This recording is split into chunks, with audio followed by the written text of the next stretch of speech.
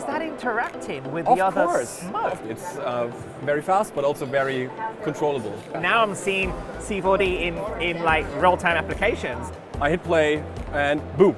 It's super simple. It's really super simple. That's a brilliant workflow. It's such a great workflow. And people love Cinema 4D for its efficiency and stability. The thing that it's a complete package. Okay, I'm impressed. It's super good.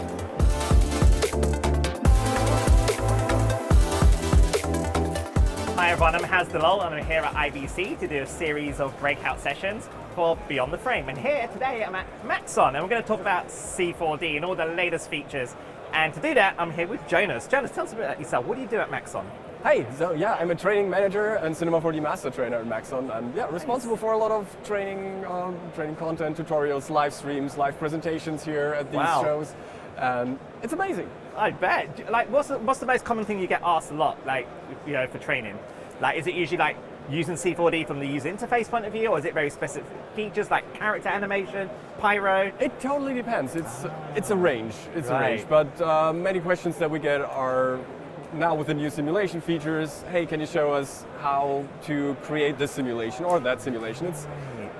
It's pretty much based on new features, but there are also some evergreens that we get asked every time. No, I mean, I remember using C4D way back when we were used for modeling and for characters, but now there's such a big emphasis on visual effects, right? And there's obviously visual effects rendering out as frames that pre-rendered, but also real time.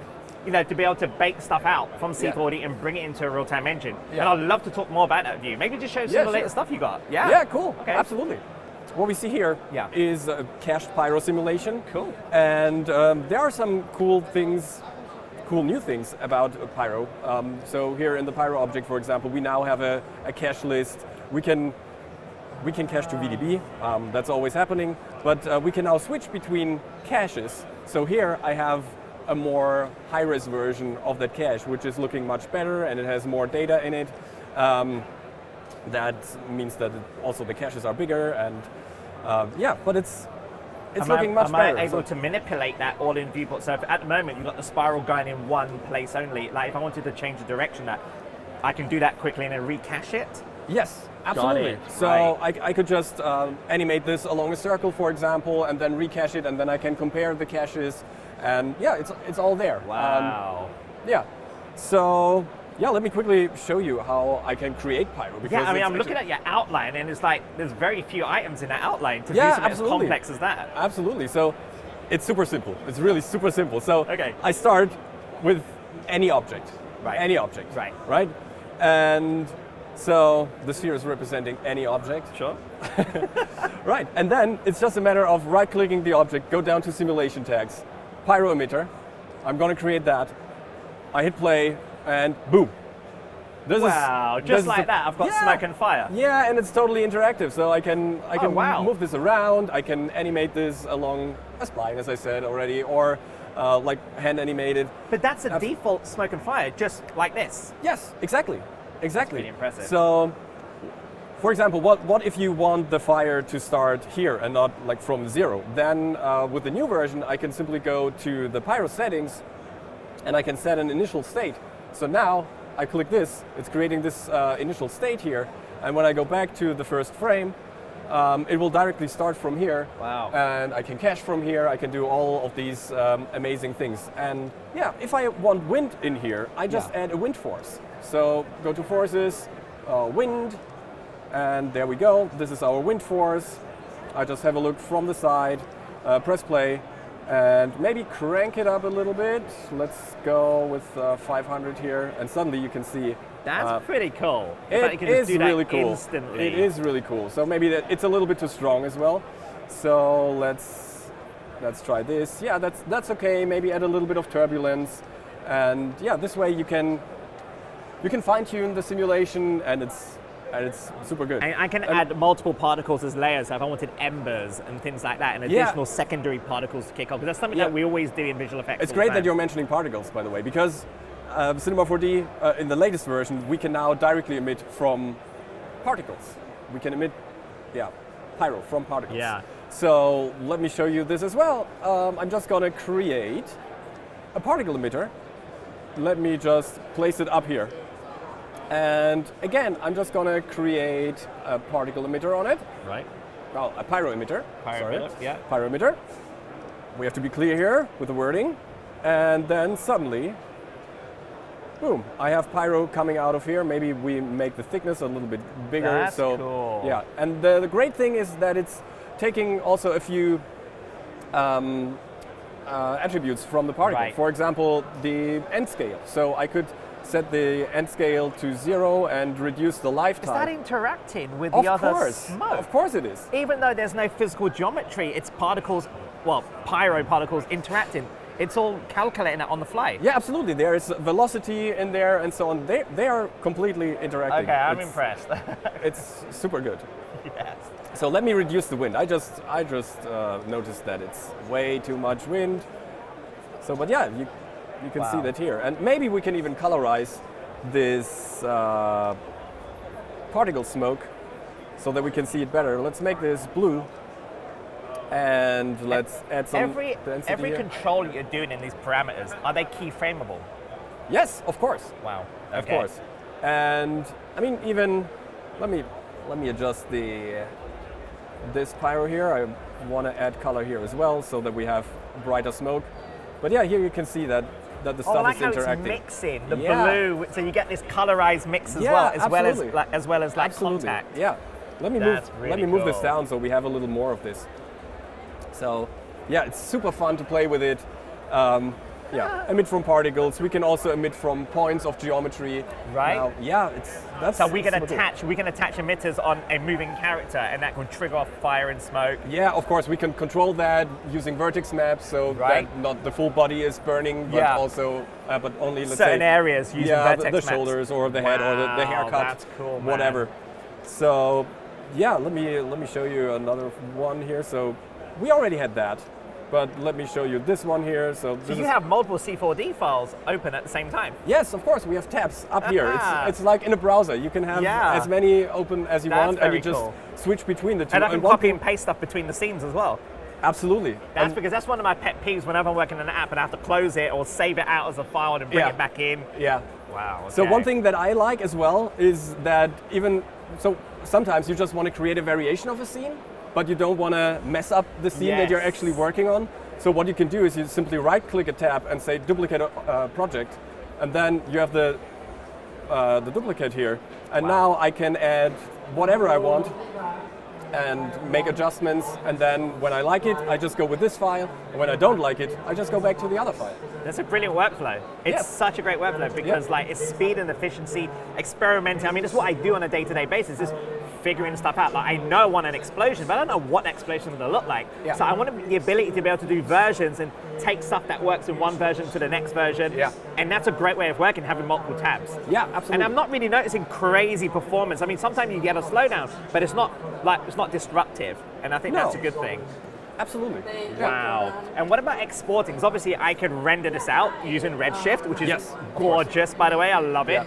But what about, what I do a lot of stuff in Unreal Engine, gaming engines. I want to be able to export, say, BBDs or Alembics. How does it work with C4D and Unreal? You can export many things. You can export FBX, OBJ, you can export Alembic, everything you need. And especially when it comes to Pyro, you can, of course, export VDBs. Oh, so that's a big thing, man, VDBs. Here you can see it already. Right? We have the VDB files. They are on the drive. We can switch between these caches from here directly. So here I have a low density cache, and here I have a more dense cache. I can create a variation with the emitter seed or the seed of the curl noise that I'm having here. Create a new. So I'll get cache. all that interaction as well. If I had with the BBD, is it per emitter, or can I get a collection of emitters and put it in a simple BBD? So it's always the full scene. Oh, cool. So what you would do is you simulate everything you want to be simulated together. Right. Then you export it and use it in another application. That's cool. But if you just want a campfire here, and let's say some smoke for a chimney here, you just simulate them separately, scenes. and then you you cash out the VDBs, and then you have one here and the chimney and the other one here at the campfire. It's absolutely no problem. You guys always have been. The reason I ask you this is because VBD is becoming a very, very popular thing, especially in visual effects with real time. And Unreal Engine 5.3 has now got really good support for VBD. Yeah. My good buddy Jonathan Wimbush just recently did a tutorial on it, and Yeah. there's a lot of coverage about that. Question though, have you always had VBD, or is that something you just recently put in? So we have it since we introduced the volume builder and volume workflow. Okay. Because before it didn't really make sense, of course. Yeah, of course, yeah. But yeah, now with Pyro, it is just amazing to use VDB. I mean, especially with video gaming as well. Like, Yeah. we do a lot of video game cinematics that has animation. And again, like, even though we're making feature films in a game engine and rendering out, a lot of our work involves real time. And to be able to take VBDs directly out of C4D, take it into a game engine, run it in real time in a game, and optimize that on the fly is a massive lifesaver. It means that we don't have to use different software to do for Pyro and different things for cloth. And I know C4D does cloth as well. Yeah. So, for an independent studio that has C4D for all of the 3D asset building and now visual effects, we pipe everything directly into Unreal. I mean, that's a great workflow.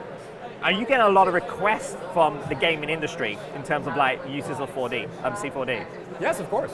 Wow. Yes, it's everywhere.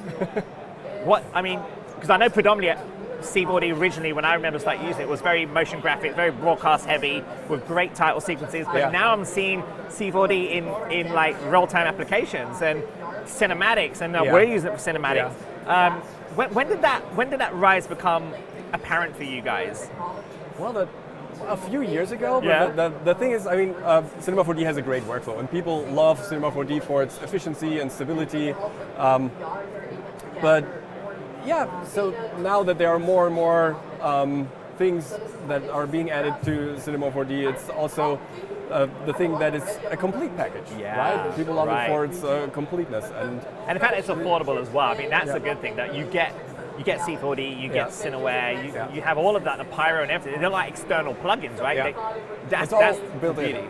Wow. Yeah, but the thing is, coming back to your question, so we always, well, not always, but at some point we had the MoGraph tools, right? Yes. The award-winning MoGraph tools, and they have been created for motion graphics, but actually they are a tool to just clone stuff, right? So you can use it for visual effects pretty well, for repetitive structures, for motion graphics, of course, and for everything where you just need to clone objects and need to be able to really control them in an easy way. Yes. And this easy way of controlling stuff is what Cinema 4D is benefiting from a lot.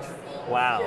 So, any new updates we should be looking forward to? Any new features you can speak about that potentially will be coming out in C4D later, or if anything now? Well, we just had a release. Oh, okay. So actually this Wednesday. So, and what's the new features in the new release?